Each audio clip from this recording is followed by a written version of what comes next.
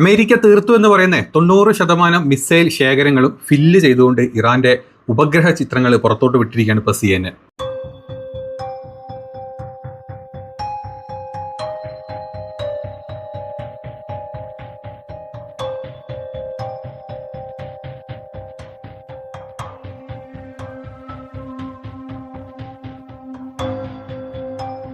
അതായത് ഈ ഒരു റിപ്പോർട്ട് പ്രകാരം അമേരിക്ക തകർത്തു അല്ലെങ്കിൽ ഇസ്രായേൽ കംപ്ലീറ്റ്ലി തകർത്തു, ഡിസ്ട്രോയിഡ് ആണെന്നും പറഞ്ഞിട്ടില്ല. ഭൂഗർഭ മിസൈൽ അറകളും അതുപോലെ തന്നെ ഭൂഗർഭ മിസൈൽ ലോഞ്ചറുകളും 90% റീഫില്ല് ചെയ്തതായിട്ടുള്ള ഉപഗ്രഹ ചിത്രങ്ങൾ ഇപ്പം പുറത്തോട്ട് വിട്ടിട്ടുള്ളത്.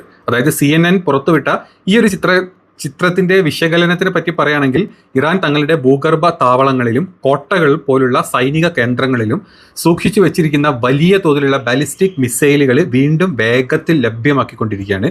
അതായത് യുദ്ധം ഒരു 40 ദിവസത്തെ യുദ്ധം കഴിഞ്ഞ് ഇപ്പോൾ ഏകദേശം നമുക്കറിയാം 90 ദിവസത്തോളമായി. ഇത്രയും ഒരു സീസ് ഫയറും കാര്യങ്ങളും നടന്നിരുന്നു. ഈ സമയം കൊണ്ട് എനിക്ക് തോന്നുന്നു ഇറാൻ ഏകദേശം ഓരോ ദിവസം 100, 200, 300 ഡ്രോണുകളും മിസൈലുകളും 8 സ്ഥലങ്ങളിലോട്ട് മാറി മാറി വിക്ഷേപിച്ചു.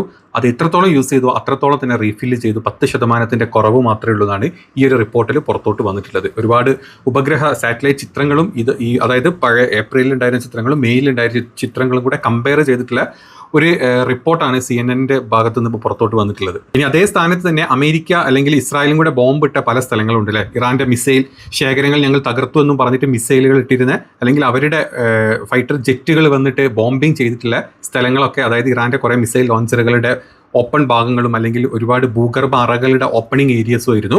അതെല്ലാം ഈ കഴിഞ്ഞ ഒരു 10-20 ദിവസത്തിൻ്റെ ഇടയ്ക്ക് ഇറാൻ ക്ലിയർ ചെയ്തു എന്നാണ് പറയപ്പെടുന്നത്.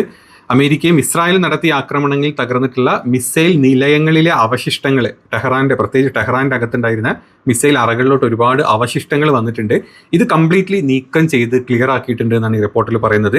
ഈ ഭൂഗർഭ സംഭരണശാലയുടെ പ്രധാന പ്രവേശന കവാടം വീണ്ടും തുറന്നതായിട്ടാണ് ഈ ഒരു റിപ്പോർട്ട് പറയുന്നത്. ചെറിയ കാര്യമല്ല, കാരണം ഒരുപാട് ബോംബുകൾ, അതായത് ഒരുപാട് 10,000 ടൺ ബോംബുകളാണ് ഇസ്രായേലും അമേരിക്കയും ഇറാനിൽ കൊണ്ട് പതിച്ചിട്ടുള്ളത്. അത് സിവിലിയൻ ഏരിയയിലും അതുപോലെ തന്നെ ഇവരുടെ സൈനിക കേന്ദ്രങ്ങളും അല്ലെങ്കിൽ ഭൂഗർഭ താവളങ്ങളുടെയൊക്കെ ഓപ്പണിംഗ് ഏരിയയിലാണ്. മറ്റുള്ള ഭാഗത്തോട്ടൊന്നും അമേരിക്ക തൊടാൻ പറ്റില്ല, കാരണം എത്രയോ കിലോമീറ്ററുകൾ താഴെയുള്ള മലനിരകളുടെ അടിയിലാണ് ഇറാൻ്റെ ഈ സംവിധാനങ്ങൾ മൊത്തം. അപ്പോൾ എവിടെയെങ്കിലൊക്കെ ഇന്റലിജൻസ് റിപ്പോർട്ട് വെച്ചിട്ട് ചെറിയ ചെറിയ ഓപ്പണിംഗ് അവിടെ ഇവിടെയൊക്കെ ഉണ്ടെങ്കിൽ അവിടെ കൊണ്ട് തകർക്കുകയായിരുന്നു അമേരിക്കയും ഇസ്രായേലും ചെയ്തുകൊണ്ടിരുന്നത്. ആ അവശിഷ്ടങ്ങളൊക്കെ ക്ലിയർ ചെയ്തു. ഈ ഓപ്പണിങ്സ് ഒക്കെ വീണ്ടും പഴയതുപോലെ ഓപ്പൺ ആയിട്ടുണ്ട് എന്നാണ് പറയുന്നത്. ഇന്നലെയും മെനിയാന്നും നമ്മൾ കണ്ടു അമേരിക്ക ബന്ദർ അബ്ബാസിലും അതുപോലെ തന്നെ മറ്റ് ബുഷേർ പോലത്തെ സ്ഥലങ്ങളിലൊക്കെ വീണ്ടും ആക്രമണം നടത്തിയിരുന്നു. അതായത് ഇത്തരത്തിലുള്ള വീണ്ടും ഇന്റലിജൻസ് റിപ്പോർട്ട് കിട്ടുമ്പം റീഓപ്പൺ ചെയ്ത ചില സ്ഥലങ്ങളുടെ ഭാഗങ്ങളാണ് വീണ്ടും അമേരിക്ക പോയിട്ട് ബോംബ് ചെയ്തുകൊണ്ടിരുന്നത്. പക്ഷേ അതടക്കം പാളിപ്പോയിട്ടുണ്ട് എന്നാണ് പറയുന്നത് ഈ റിപ്പോർട്ട് പ്രകാരം. കാരണം അതിനേക്കാൾ കൂടുതൽ വേഗത്തിലാണ് ഇറാൻ ഈ പൊളിഞ്ഞതൊക്കെ അവശിഷ്ടങ്ങൾ ക്ലിയർ ചെയ്തിട്ട് വീണ്ടും ലോഞ്ചറുകൾ സജ്ജീകരിച്ചുകൊണ്ടിരിക്കുന്നത്. ഇപ്പോഴത്തെ മിസൈലുകളുടെ ഒരു അവസ്ഥനെ പറ്റി US ഇന്റലിജൻസ് റിപ്പോർട്ടും കൂടെ വരുന്നുണ്ട്. അതായത് US രഹസ്യാന്വേഷണ വിഭാഗത്തിന്റെ വിലയിരുത്തൽ അനുസരിച്ചിട്ട് ഭൂഗർഭത്തിലുള്ള തങ്ങളുടെ മിസൈലുകളുടെയും അതായത് ഇറാന്റെ മിസൈലുകളുടെയും ലോഞ്ചറുകളുടെയും ഏകദേശം 90% സുരക്ഷിതമായിട്ടുള്ള നിലയിലോട്ട് എത്തിക്കാനും അല്ലെങ്കിൽ അതിനെ കാത്തു സൂക്ഷിക്കാനും ഇറാന് സാധിച്ചിട്ടുണ്ട് എന്നാണ് US രഹസ്യാന്വേഷണ വിഭാഗം പുറത്തോട്ട് വിട്ടിട്ടുള്ളത്. അതുമാത്രമല്ല, മൊബൈൽ ലോഞ്ച് പ്ലാറ്റ്ഫോമുകളുണ്ട്. അതായത് മൊബൈൽ ലോഞ്ച് പ്ലാറ്റ്ഫോമുകൾ എന്ന് പറഞ്ഞാൽ എവിടെ നിന്നിട്ടും അപ്പം മൂവ് ചെയ്തിട്ട് എവിടെ പോയിട്ടും പെട്ടെന്ന് മിസൈൽ വിടാൻ പറ്റുന്ന രീതിയിലുള്ള ലോഞ്ചിങ് പ്ലാറ്റ്ഫോമുകൾ ഇറാൻ്റെ കയ്യിലുണ്ട്. ഇത്തരത്തിലുള്ള പ്ലാറ്റ്ഫോമുകൾ വഴി നിക്ഷേപിക്കാൻ രൂപകൽപ്പന ചെയ്തിട്ടുള്ള മിസൈൽ ശേഖരത്തിൽ കുറഞ്ഞത് 70% ഇറാൻ സംരക്ഷിച്ച് നിർത്തിയിട്ടുണ്ട് എന്നാണ് പറയുന്നത്. അതായത് ഇത്രയും ദിവസങ്ങളിൽ 38 ദിവസങ്ങളിൽ ബോംബ് ചെയ്തതിന് ശേഷം അതിൻ്റെ 70% ഇപ്പോഴും അന്ന് ഒരു 10,000 മൊത്തം മിസൈലുകളും ഡ്രോണുകളും ഇട്ടിട്ടുണ്ടെങ്കിൽ അതിൻ്റെ 70% അത് വെറും 30% അവർ യൂസ് ചെയ്തിട്ടുള്ളൂ. ഇനിയും അതിൻ്റെ 70% ഇവരുടെ കയ്യിലുണ്ടെന്നാണ് അമേരിക്കൻ രഹസ്യാന്വേഷണ വിഭാഗം അത് പുറത്തോട്ട് വിട്ടിട്ടുള്ളത്. മുൻപ് കരുതിയതുപോലെ കഴിഞ്ഞ ആക്രമണങ്ങൾ ഇറാൻ മിസൈൽ ശേഖരത്തെ കാര്യമായിട്ട് ഒന്നും ചെയ്യാൻ സാധിച്ചിട്ടില്ല എന്നാണ് ഈ ഒരു കണക്കാക്കപ്പെടുന്നത്. വല്ലാത്ത കഷ്ടമല്ലേ.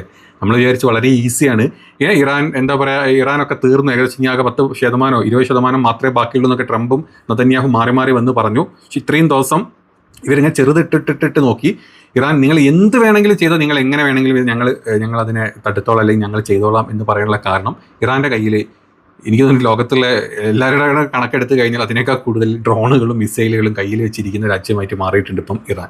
ഇനി സ്ട്രൈറ്റ് ഓഫ് ഹോർമോസിലെ ചില കാര്യങ്ങൾ കൂടെ ഇതിൽ പറയുന്നുണ്ട്. അതായത് ഹോർമോസ് കടലിടുക്കിന് അഭിമുഖമായിട്ട് 33 മിസൈൽ സൈറ്റുകളും അതിൽ തന്നെ 30 എണ്ണത്തിലും ഇറാന്റെ സൈന്യം പൂർണ്ണ പ്രവർത്തന ശേഷി വീണ്ടെടുത്തതായിട്ട് റിപ്പോർട്ടുകളുണ്ട്. എന്തുകൊണ്ടാണ് സ്ട്രേറ്റ് ഓഫ് ഹോർമസിലൂടെ കപ്പലുകൾ പാസ് ചെയ്യാൻ പേടി?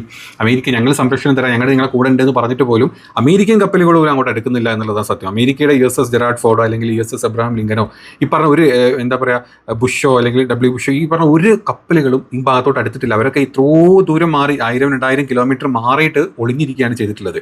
അപ്പോൾ എന്തുകൊണ്ടാണ് സ്ട്രേറ്റ് ഓഫ് ഹോർമസിലേക്ക് അമേരിക്കൻ കപ്പലുകളുടെ അല്ലെങ്കിൽ അമേരിക്ക പറഞ്ഞിട്ട് പോലും കപ്പലുകൾ പോകാത്തത്? ഇറാന്റെ 30-ലധികം ഇറാന്റെ 33 ഓപ്പൺ എന്താ പറയുക പ്ലാറ്റ്ഫോമുകളാണുള്ളത്.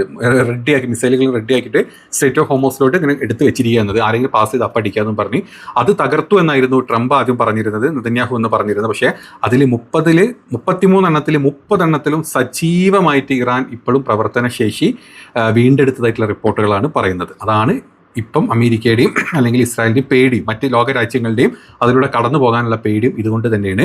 അതല്ലാണ്ട് ലോകത്തിലെ ഏറ്റവും വലിയ സൈനിക ശക്തി, ലോകത്തിലെ തന്നെ സാങ്കേതിക ശക്തി അങ്ങ് മാക്സിമം ഉണ്ടെന്ന് പറയപ്പെടുന്ന ഇസ്രായേൽ, ഇവർ രണ്ടുപേരും കൂടിയിട്ടും ഇറാനെ തകർക്കാൻ പറ്റാത്തത് ഇറാൻ്റെ കയ്യിലുള്ള ഈ ഒരു ശേഖരവും അത് കീപ്പ് ചെയ്ത രീതിയും അത് ഇനി എങ്ങനെ പ്രയോഗിക്കാം എന്നുള്ളതിനുള്ള വ്യക്തമായിട്ടുള്ള പ്ലാനിങ്ങും ഇറാൻ ഉള്ളതുകൊണ്ടാണ് അമേരിക്കയും ഇസ്രായേലും ഇങ്ങനെ പേടിച്ച് നിൽക്കുന്നത്. അതുകൊണ്ടാണ് അവന്മാർ ഇപ്പോഴും ഈ പറഞ്ഞ UAE-നും ഈ പറഞ്ഞ കുവൈറ്റിനും ബാക്കിയുള്ളവന്മാരെയൊക്കെ അങ്ങനെ ബാക്കിൽ നിന്ന് സ്ക്രൂ ചെയ്ത് അവരെ മുമ്പിൽ നിർത്തി യുദ്ധം ചെയ്യുന്നതിനുള്ള റീസണും ഇത് തന്നെയാണ്. നേരിട്ടുള്ള ആക്രമണം പേടിയാണ്. അതിന് പകരം ഈ ഗൾഫ് രാജ്യത്തോട്ട് അടിച്ചു കഴിഞ്ഞാലും കുഴപ്പം ഞങ്ങൾക്കില്ല എന്നുള്ള രീതിയിലുള്ള അമേരിക്കയുടെ ചിന്താഗതി ഇത് തന്നെയാണ് സംഭവം. ഇനി മിസൈൽ പരീക്ഷണങ്ങളെ പറ്റി പറയുകയാണെങ്കിൽ ഈ റിപ്പോർട്ട് വന്ന മറ്റു കാര്യമാണ്, ഈ പാശ്ചാത്യ റിപ്പോർട്ടുകൾക്ക് പുറമെ അതേ സമയത്ത് തന്നെ ഇറാൻ ഔദ്യോഗിക മാധ്യമങ്ങളും ഒരു പ്രഖ്യാപനം നടത്തിയിട്ടുണ്ട്. അതായത് തങ്ങളുടെ സായുധ സേന തെക്കൻ പ്രദേശങ്ങളിൽ നിന്നും നിശ്ചിത ലക്ഷ്യങ്ങളിലേക്ക് ഒന്നിലധികം മിസൈൽ പരീക്ഷണങ്ങൾ നടത്തിയതായിട്ട് അവർ അറിയിക്കുന്നുണ്ട്. തങ്ങൾ വീണ്ടും പൂർണ്ണ സജ്ജരായി കഴിഞ്ഞു എന്നതിനുള്ള ഒരു സൂചനയായിട്ടാണ് ഇതിനെ പറയുന്നത്. അതായത് ഞങ്ങളുടെ തെക്കൻ പ്രവിശ്യയിലുള്ള എന്താ പറയുക ഇറാൻ്റെ ഔദ്യോഗികമായിട്ടുള്ള എല്ലാ മിസൈൽ പരീക്ഷണങ്ങളും ഇപ്പോഴും നടന്നുകൊണ്ടിരിക്കുന്നുണ്ട്. അതായത് പുതിയ മിസൈലുകൾ ഇങ്ങനെ ക്രിയേറ്റ് ചെയ്തുകൊണ്ടിരിക്കുകയാണ്, പല പേരിൽ, പല ടൈപ്പിൽ, പല ജാതി, പല തരം എന്ന് പറഞ്ഞ പോലെ മിസൈലുകൾ ഇങ്ങനെ ക്രിയേറ്റ് ചെയ്തുകൊണ്ടിരിക്കുകയാണ്. അതിൻ്റെ പരീക്ഷണങ്ങളൊക്കെ ഞങ്ങൾ ഒരു സൈഡിൽ കൂടെ നടത്തുന്നുണ്ട്. ഇനി അതിൽ ഏതൊക്കെ ടൈപ്പാണ്, പുതിയ ടൈപ്പ്, എത്ര കിലോമീറ്റർ ആണെന്നുള്ളത് ആർക്കും ഒരു പിടുത്തമില്ല, ഇറാന് മാത്രമേ അറിയുള്ളൂ എന്നുള്ളതാണ് അതിൻ്റെ സത്യം. ഇനി അത് മാത്രമല്ല 63 ടണൽ അനലൈസ് ചെയ്ത സമയത്താണ് ഈ റിപ്പോർട്ടുകൾ വന്നിട്ടുള്ളത്. ഇറാൻ്റെ അകത്തുള്ള 63 ടണലിൽ 18 മിസൈൽ ബേസുകളുണ്ട്, 50 ആക്സസ് പോയിന്റുകളും ഇതിൻ്റെ ഉള്ളിൽ ഓൾറെഡി വന്നത് ക്ലിയർ ആക്കിയിട്ടുണ്ട് ഇറാൻ എന്നാണ് പറഞ്ഞത്. ചെറിയൊരു കാര്യമൊന്നുമല്ല, സിമ്പിളായിട്ട് നമുക്ക് തോന്നുമെങ്കിലും ഈ രണ്ട് വലിയ രാജ്യങ്ങൾ ഇപ്പോഴും മുട്ട് വിറച്ചുകൊണ്ട് നിൽക്കുന്നത് ഇറാൻ്റെ കയ്യിലുള്ള ഈ സംഭവം ഉള്ളതുകൊണ്ടും ഇത് റിപ്പോർട്ട് ചെയ്യുന്നത് അമേരിക്കൻ പത്രങ്ങളല്ല. ഇറാൻ വെറുതെ ഒരു എന്താ പറയുക അവരുടെ പ്രസ് മീറ്റ് നടത്തുന്നത് അല്ലെങ്കിൽ അവരുടെ ചാനലിലൂടെ പുറത്തോട്ട് വിട്ടതൊന്നുമില്ല. ഇത് CNN-ന്റെ ഡയറക്റ്റ് ആക്സസ് അല്ലെങ്കിൽ അവരുടെ ഇൻ്റലിജൻസ് അല്ലെങ്കിൽ അമേരിക്കൻ ഇൻ്റലിജൻസും കൂടിയിട്ട് കണ്ടുപിടിച്ച സാധനങ്ങൾ ഇപ്പോൾ CNN-ന്റെ ഉള്ളിൽ കൂടെ പുറത്തോട്ട് വന്നിട്ടുള്ളത്. ചെറിയ മീനല്ല ഇറാൻ എന്നുള്ളത് ലോകരാജ്യങ്ങളൊക്കെ മനസ്സിലായിട്ടുണ്ട്. മനസ്സിലാവാത്തത് നമ്മുടെ നാട്ടിലെ കുറച്ച് ചങ്കിയൊക്കെ മാത്രമാണ്, അത് നമ്മുടെ പറയുന്നില്ല, ജസ്റ്റ് വിട്ടുപോയെന്നുള്ളൂ. അതുപോലെ തന്നെ ഇന്നലെ വീണ്ടും ഇറാനെ ആക്രമിക്കാൻ അമേരിക്ക ട്രൈ ചെയ്തിട്ടുണ്ട്. 1-2 സ്ഥലങ്ങളിൽ എക്സ്പ്ലോഷൻ ഉണ്ടായിട്ടുണ്ടായിരുന്നു. അതിന് ഇറാൻ തകർത്തു, അല്ലെങ്കിൽ ഇറാൻ്റെ മിസൈൽ ആക്റ്റീവ് സിസ്റ്റംസ് ഒക്കെ അതിനെ ഇൻ്റർസെപ്റ്റ് ചെയ്തു എന്ന് പറയുന്നുണ്ട്. ഇനിയും ഇതിൻ്റെ ഒരു കൺഫർമേഷൻ കിട്ടാത്തതുകൊണ്ട് ഇപ്പോൾ ഇന്ന് 2 റഡാർ ചിത്രങ്ങൾ പുറത്തോട്ട് വന്നിട്ടുണ്ട്. അതിൻ്റെ ഇതാണ്, അതായത് ഈ റഡാർ ചിത്രങ്ങൾ വന്നിട്ടുള്ളത് തെക്കൻ മേഖലയിലെ ചില പ്രത്യേക ലക്ഷ്യങ്ങൾക്ക് നേരെ ഇറാൻ്റെ IRGC മിസൈലുകൾ വിക്ഷേപിച്ചതായിട്ടുള്ള ഒരു വാർത്ത വന്നിരുന്നു. അപ്പോൾ അതിനുശേഷമാണ് US നേവിയുടെ P-8 പോയ്സൈഡൻ എന്ന് പറഞ്ഞിട്ടുള്ള കടൽ നിരീക്ഷണ വിമാനവും US എയർഫോഴ്സിൻ്റെ KC-46A ടാങ്കർ വിമാനവും ഈ സമയത്ത് പേർഷ്യൻ ഗൾഫിൻ്റെ മുകളിലൂടെ പറന്നതായിട്ടുള്ള ഫ്ലൈറ്റ് റഡാർ റിപ്പോർട്ടുകൾ വരുന്നുണ്ട്. അപ്പോൾ ഇവരെ തുരത്താൻ വേണ്ടിയിട്ടായിരിക്കാം ഇറാൻ ഈ IRGCയുടെ സൈഡിൽ നിന്നുള്ള ഈ ഒരു മിസൈൽ വിക്ഷേപിച്ചത് എന്നാണ് പറയുന്നത്. ഈ 2 US വിമാനങ്ങൾ കാര്യമായിട്ട് യൂസ് ചെയ്യുന്നത് Boeing 737 നേവി P-8 പോസൈഡൈൻസ് എന്ന് പറഞ്ഞിട്ടുള്ള ഈ ഒരു വിമാനം അത്യാധുനിക മാറ്റങ്ങൾ വരുത്തി നിർമ്മിച്ചിട്ടുള്ള ഈ വിമാനം കടൽ നിരീക്ഷണത്തിനും ശത്രുക്കളുടെ മുൻകൂട്ടിയുള്ള നീക്കങ്ങളും ഇവർക്ക് സെൻട്രൽ കമാൻഡിനെ അറിയിക്കാൻ വേണ്ടിയിട്ടാണ് ഇത് ഉപയോഗിക്കുന്നതെന്ന് പറയുന്നത്. അതായത് അവിടെ ഇറാൻ സജ്ജമാണ്, ഇറാൻ്റെ മിസൈൽ ലോഞ്ചറുകൾ സജ്ജമാണ്, ഇറാൻ്റെ മിസൈൽ ബേസുകൾ സജ്ജമാണ്, ഇറാൻ എല്ലാം കൊണ്ട് സജ്ജമായിട്ടിരിക്കുന്നുണ്ട്. അപ്പോൾ അതിനെ നിരീക്ഷിക്കാൻ വേണ്ടിയിട്ടാണ് ഇത്തരത്തിലുള്ള നിരീക്ഷണ പറക്കലുകൾ ഇപ്പോഴും US എയർഫോഴ്സിൻ്റെ സൈഡിൽ നിന്ന് അല്ലെങ്കിൽ സെൻകോമിൻ്റെ സൈഡിൽ നിന്ന് ഈ KC-46 പോലത്തെ പെഗാസസ് വിമാനങ്ങളൊക്കെ ഇപ്പോഴും അതിലുള്ള പറന്നുകൊണ്ടിരിക്കുന്നതിനുള്ള കാരണമാണ്. അപ്പോൾ ഇതിനെ തുരത്താനാണ് ഇറാൻ ഇന്നലെ വീണ്ടും മിസൈലുകൾ വിട്ടതായിട്ടുള്ള റിപ്പോർട്ടുകൾ വരുന്നത്. അപ്പോൾ ഒരു കാര്യം ക്ലിയറാണ്, അമേരിക്ക ഏത് തീരുമാനം എടുത്താലും ഇറാൻ എന്ന് വ്യക്തമാക്കിയിട്ടുണ്ട്. ഞങ്ങൾ അമേരിക്കയ്ക്ക് ട്രംപിന് കൊടുത്തിട്ടുണ്ട്, ട്രംപ് എന്താ വെച്ചാൽ തീരുമാനിച്ചോട്ടെ, ഞങ്ങളുടെ കാര്യങ്ങൾ ഞങ്ങൾ പറഞ്ഞിട്ടുണ്ട്, ഞങ്ങളൊരു അടി പിന്നോട്ടൊന്നുമില്ല, ട്രംപായിട്ട് കൊണ്ടുവന്നതാണ്, ട്രംപായിട്ട് തീർത്തോട്ടെ എന്നും പറഞ്ഞിട്ടുണ്ട്. അപ്പം ഇറാൻ്റെ ആ ഒരു സൈനിക ശേഷി എത്രത്തോളം നമുക്കറിയാം, അത് ഇതുവരെ പുറത്തോട്ട് വന്നിട്ടില്ല. അതല്ലാണ്ട് ഇറാൻ്റെ മിസൈൽ ശേഷികളും ഇറാൻ്റെ ഡ്രോൺ കരുത്തും എത്രത്തോളാണെന്നുള്ളത് ഇപ്പം വ്യക്തമായിട്ടുണ്ട്. ഇത് പേടിച്ചിട്ട് തന്നെയാണ് അമേരിക്കയും ഇസ്രായേലും ഇങ്ങനെ റൗണ്ട് ചെയ്തുകൊണ്ടിരിക്കുന്നത്, ഇങ്ങനെ തട്ടി റൗണ്ട് ചെയ്തുകൊണ്ടിരിക്കുന്നത് പേടിച്ചിട്ടാണ്.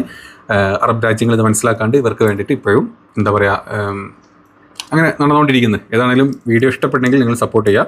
പുതിയ അപ്ഡേറ്റുകൾ നമുക്ക് അടുത്തൊരു വീഡിയോയിൽ പറയാം. ബൈ.